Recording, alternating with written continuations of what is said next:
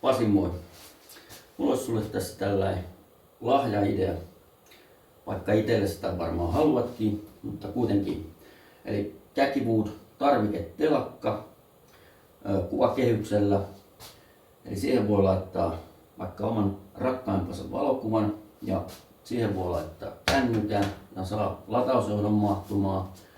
Siihen mahtuu rillit, kello, kyniä, avaimet tai koruja. Ja näitä löytyy 3 eri sävyssä. Siinä on latte, siinä on valkea ja siinä on hiili.